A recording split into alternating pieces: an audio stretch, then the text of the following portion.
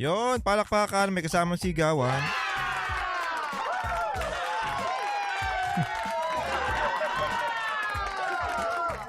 Magandang araw mga pare, ako nga pala si paring RJ at welcome dito sa channel ko. Palakpakan ulit.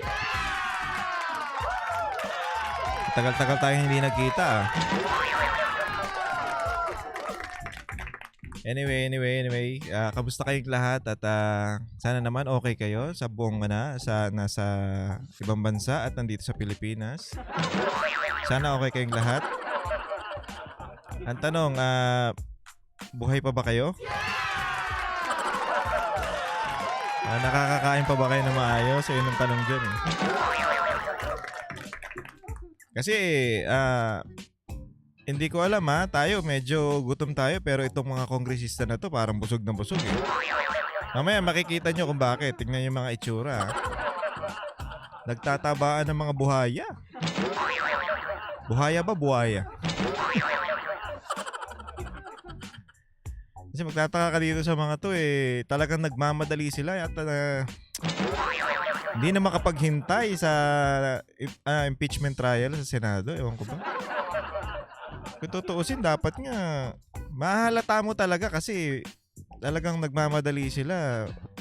Alam mo kung bakit?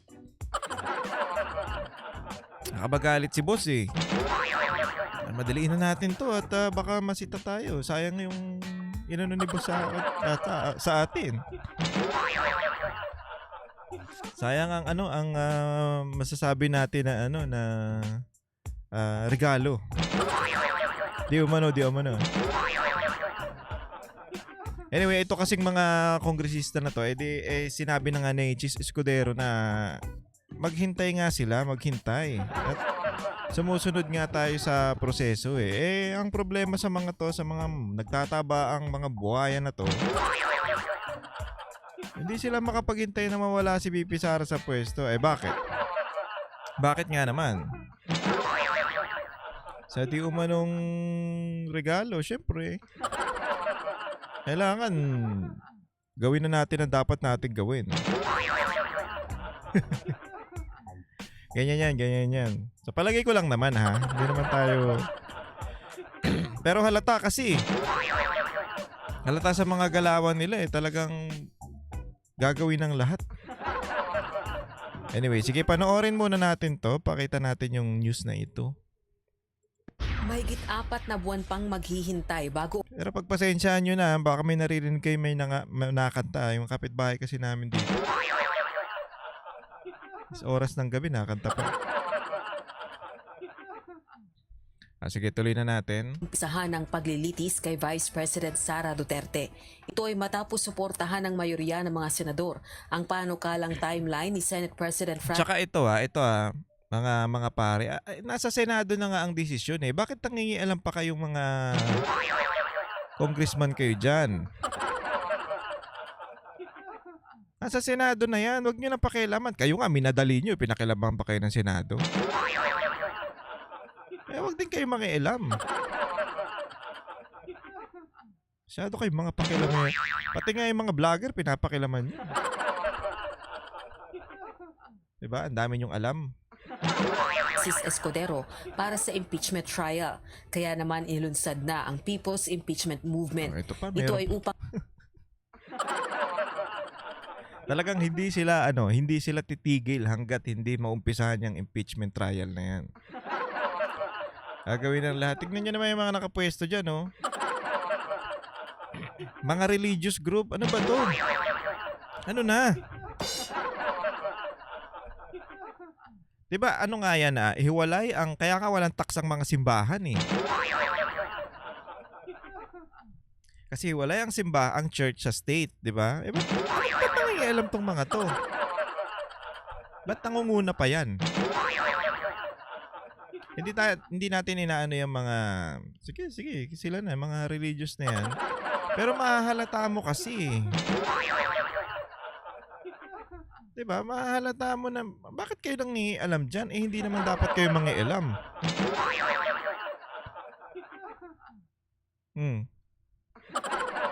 Pero pag kay Marcos, hindi sila makasalita, Hindi sila makapag-comment. Syempre, Duterte nga naman, BP Sara, syempre. Automatic kami yan. Ang kalampagi ng Senado at agad nang Oh, umpisahan tignan ang paglilitis sa vice-presidente. Dami nyo, ha? Dami nila, oh. Tsaka, ano ba naman, yung damit na, parang naaalala ko dito yung mga yung mga, yung mga, yung sa panahon ni Jesus. Yan, yung mga pariseyo na yan. Tsaka kailangan nakaganyan yung suot. Ewan ko kung required ba yan Pwede naman siguro nakapolo lang Bakit yung pag nag-aano kayo sa simbahan, kailangan nakaganyan kayo? Wala tayong inaano dito Hindi natin inaano yung mga church Pero itong mga to kasi di ko alam Di ko alam. Binubuo ito ng mga religious leader at mga pamilya ng mga biktima ng drug war killings sa nakalipas na administrasyon. Layo ng grupong makakalap ng 1 milyong pirma upang kumbinsin. Hindi, dapat hindi 1 milyon. Ilan ba ang bumoto kay BP Sara? Dapat maano niyo kahit kalahati. O sige. 32 million sige 11 ay hindi. 16 ba? 16. Magkalap kayo ng 16 million na boto para maumpisahan yung impeachment na yan. Kalahati na lang kalahati na lang. Kasi 32 ang nagluklok kay BP Sara diyan sa pagiging vice president ang taong bayan bakit kayo? Tsaka bakit 1 milyon lang? Basic na basic yan. Bigyan nyo lang yung mga yun. Pirma ka dito. Pirma ka dito, bigyan kita ng 1,000. Tsaka sinong pipirma? Kahit sino pwede, ganon. Yun yung sa EDSA, huling-huli yung hakutan nyo Diba? Hakutan talaga Yung mga nga dun, di alam mga nandun, hindi nila alam ba't sila nandun. Tapos ito pa 1 milyong pirma. Napakadali lang sa inyo yan. Gawin yung 16 million na pirma yan, payag tayo dyan. Wag lang 1 milyon, 16 million. Ng Senado na umpisahan na agad ang impeachment trial ni VP Duterte. Eto Ayon na. naman kay House Tayong mga Pilipino, gutom na gutom, etong mga to nagtatabaan. Wala ka ng leg, sir Assistant Majority Leader, Tingog Party List Representative Jude Asidre, si VP Duterte ang nakikinabang sa pagkaantala ng trial. Kayo, anong pakinabang nyo? May kayo? Meron kayong pakinabang pag naumpisahan na yan? Anong kapalit? Ganon. Anong kapalit kaya? Ano kaya kapalit, no? Mga pare, ano kaya kapalit? Kasi hindi ka naman magpupursige ng ganyan kung... Unang-una, puro kasablayan na nga yung nangyayari dyan sa yung ginawa nilang magmamadali nung pirma-pirma. Puro sablay na yun Tsaka panoorin nyo yung video ko yung galing kay, ano nga ba yun? Kay... Ano nga pangalan nun? Basta, interrupt ko lang yun Thank you. Panoorin nyo yun. Doon yung mga... pinost ko dyan yung mga nakapirma, yung mga pumirma sa impeachment ni BP Sara na 200 plus. Tapos meron din akong pinost na yung mga hindi pumirma. Yun, palakpakan sa mga hindi pumirma. Pero yung mga pumirma, tandaan yung mga mukha ng mga yun Mga animal na yan. Diba unang-una, questionable na nga yung pagpirma nila ng mabilisan Questionable na nga yung madalian nilang pagpasa sa Senado na yan bakit kasi nila minadali? Unang-una, ang nakikita natin dito yung sa BICAM, di ba? Nahuli sila Nahuli sila dun sa BICAM So ngayon gagawa sila ng paraan para syempre nga naman mabura yung BICAM na yun. O ngayon, ano na, hindi na pag-uusapan pa ba? Hindi na. Wala na. Burado na yan, mga sir. Ano pinag-uusapan ngayon? 'Di ba ito? O sige, tuloy. Anya, wala nang magagawa ngayon ang House of Representatives kundi ang manawagan sa mga senador Oh, wala na kayong magagawa talaga. na gawin ang trabaho nila. And I think, to be honest, the one to benefit from this is Sabi, nananawagan sila sa nagawin ng senador, ng mga senador, ang trabaho nila. Ano nga bang ginagawa ng mga senador? Ginagawa nila yon ayon sa due process, hindi yung kagaya ninyo. Ikaw, Jude,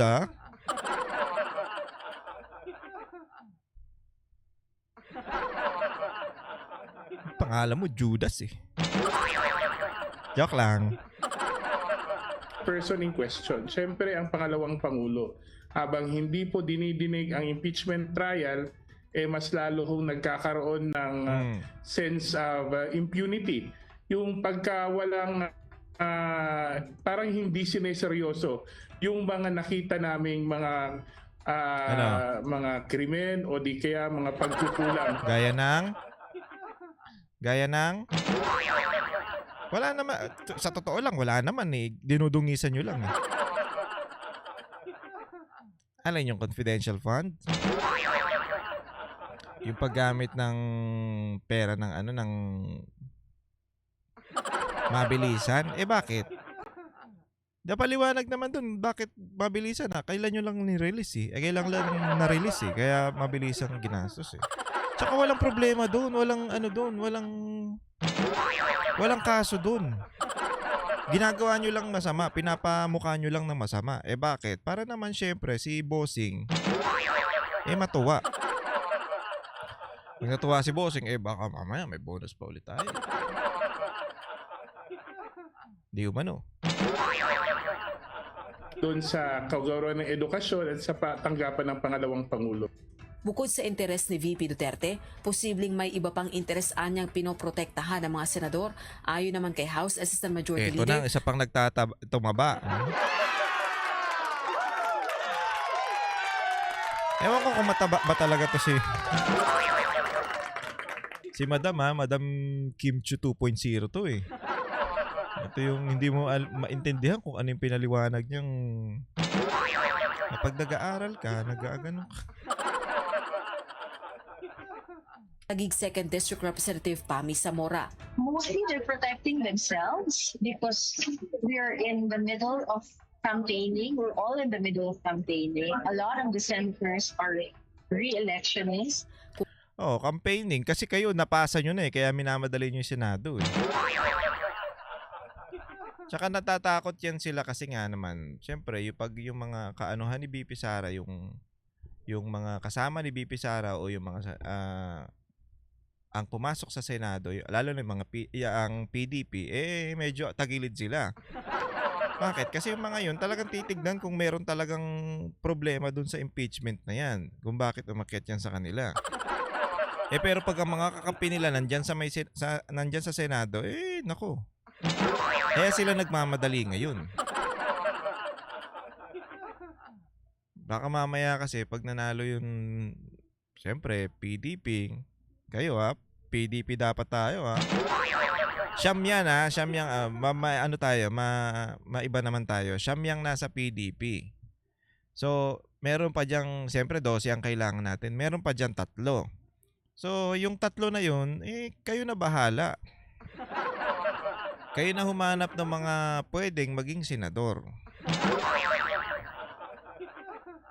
Depende yun sa inyo. Kung kukuha kayo dun sa panig ni Marcos, kung sino maayos dun, pwede nyo namang kunin. Pero, yung 9, dapat iboto nyo lahat yan. Kasi, unang-una, may abogado. Diba? May congressman. May, naging PNP. Naging PNP chief. Tapos, yung si Senator Bongo, malasakit. Diba? Wala nang ibang hahanapin pa. Tapos meron pa si Pastor Kibuloy, di ba? Oy, nga pala, Yung sinasabi nila na ano daw, may ano daw si Pastor Kibuloy, na ano na yun, na dismiss na po yun sa ano, sa mag-research kasi kayo. Hindi yan napatunayan sa ano, sa Amerika kasi. Yung kaso yung sinasabi nilang kaso ni Pastor Kibuloy na nasa Amerika, kinuha nila dito sa Pilipinas. Ayun yung binabato nila. Which is sa Amerika, hindi yun, ano yun, na-dismiss na yun, wala yun. Ibig sabihin, binasura na, wala na. Ngayon, ayun pa rin ang inaano nila. Mag-research, mga kababayan, mag-research tayo Hindi tayo makinig lang dun sa mga sabi-sabi dyan Tsaka yung mga nagko-comment dyan sa ano ko bago nyo mag-comment, tapusin nyo muna yung video para kay mga comment kayo ng comment dun sa part lang na yun. Mga tanga ba kayo? Paano nyo makikita yung buong konteksto kung ayun lang ang paanahin nyo? At sa mga hindi pa nagsusubscribe, mag-subscribe na kayo. Segue no? Subscribe na, syempre, para masaya tayong lahat. At huwag nyo rin kalimutang i-like tsaka i-share. Yan, palakpakan. Konting pindot na lang yan, di mo pa magawa Anyway, tuloy na natin tong mga buhaya na to. Ang mga kongresista rin ang tatanungin kung gugustuhin ng Senado, may paraan at maaari na anilang simulan ng paglilitis pagkatapos ng May 12 midterm elections. Masyadong matagal ang 3 buwan para masabi Kasi masyado kayong nagmamadali. Kaya masyadong matagal. natin ito lang pwede tayo magsimula ng trial. No? Pwede after election at hindi naman kailangan sumunod sa legislative calendar. Ganyan kasi kayo, hindi kayo nasunod dun sa mga dapat nyong sundin. Idadamay nyo pa yung Senado. Huwag nyo na idamay yung mga yan. Manahimik na kayo. Tapos na kayo, di ba? Pinirmahan nyo na. Okay na kayo lahat. Dami nyo. 200 plus kayo pumirma dyan. Pinasa nyo na sa Senado ngayon. Huwag na kayo mangialam. Manahimik na kayo. Madali kayo ng madali May inaabol tayong kota, mga boss. Ganon. Na mag-e-end po. Kung sisimulan rin lang nila sa after ng election ay dapat tuloy-tuloy at hindi na Diktador? Diktador tayo ganon? Dinidiktahan nyo na yung Senado? Kung anong gagawin? Huwag ganon, sir. Huwag ganon. Medyo ka dun, medyo masyado kayong dun, mas mataas kayo sa Senado, ganon. Dapat kayong masunod. Pag sinabi nyo, dapat gawin na nila. Hindi nga po pwede. Ayaw nila Kasi sila, sa Senado kasi, kahit papaano naman, sumusunod sa mga proseso. Hindi kagaya ninyo. Basta lang kayo, sige. Uy, sige. Sige na nga, pirma tayo. Okay na yan. Pasa nyo na yan dun. abutin hanggang dun sa Hunyo, no? Naninindigan naman si Senate President Escudero, susundin nila ang batas sino man ang makinabang dito. Yes, palakpakan. Anya, hindi nila i-delay o mamadaliin ang anuman na labag sa batas dahil hinihiling ng ilang sektor. Ayan, no? Hindi pwedeng... Hindi naman yung kagaya nyo na... na tagapagpatupad ng batas pero kayong unang-unang lumalabag sa batas. Hindi. Ano ba? Tagagawa, mambabatas pero sila ang unang lumalabag sa batas. Ano ba kayo? At least dito, at least si Cheese Escudero naninindigan sa mga ganito. Palakpakan natin.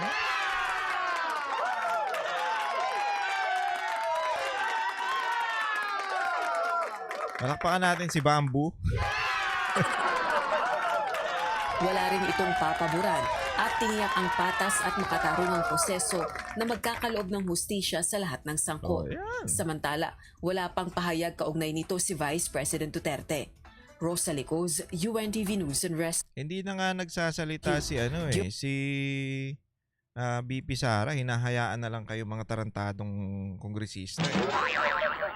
Diba? Wala na siyang wala na siyang pakialam Bahala na kayo sa buhay nyo kung ano yung gusto nyo. Diba? Ewan ko ba sa mga ano na to, masyado nagmamadali. Hindi ko alam kung may hinahabol tayong mga dapat habulin, sir. Eh. Ano ba, bonus? Ganon? O kung ano-ano pa. Ano bang hinahabol natin? Bakit tayo nagmamadali masyado sa impeachment na yan? Eh, ewan ko sa inyo. Kayo, unang-una, kayo ang nagmadali niyan. Kayo ang nagpasa niyan kagad. Eh, kung tutuusin nga, mali-mali yan eh. Dapat yung, di ba apat yan eh. Apat na impeachment yan, mga pare. Yung tatlo, binaliwala nila. Doon kagad sila tumawid sa pang-apat. O, mali nga yun eh. Dapat nga, unahin muna yung 1, 2, 3 bago ka pumunta doon sa pang-apat eh. Tsaka, ang sinasabi nga, isang beses ka lang pwede magsampa mag-submit ng impeachment. Ng impeachment sa isang beses lang sa isang taon. Eh kayo apat kagad. Ano yun? Masyado tayong puwersado. Siguro yung tatlo na yun parang trial nila eh, no? Pag hindi umokay eh, hindi okay. Hindi okay. Tatlo, hindi okay. Nung pagdating ng pang-apat, umokay, yun yung inano nila. Yun yung inano nila, pinush nila yung pang-apat na na impeachment complaint. Ang galing. Napakagaling nyo. Palakpakan sa inyo mga kongresista. Kayo ang tunay na mga masasabi nating tarantado talaga. Wala kayong kasing kasing walang hiya eh. Tapos meron pa kayong mga yung mga vloggers, sinasabihan nyo fake news. Bakit? Pag nadadali kayo, fake news na? Huwag ganun. Dapat huwag kayong medyo kayo eh, medyo parang balat sibuyas kayo eh. Kayo, mga nasasaktan? Bakit napipikon? Masyado kayong pikunin. Ewan ko kung anong meron sa inyo, bakit kayo ganyan.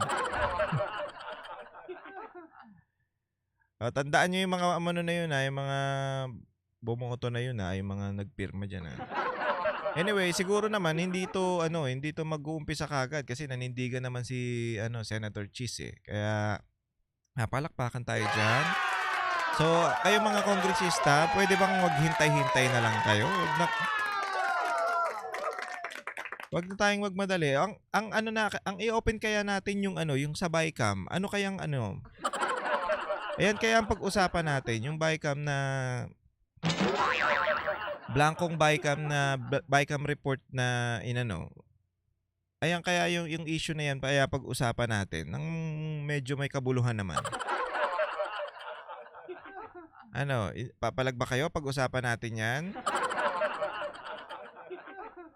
Kasi parang kinalimutan nyo na eh. Wala na tayong imik. Wala na tayong imik sa ganon.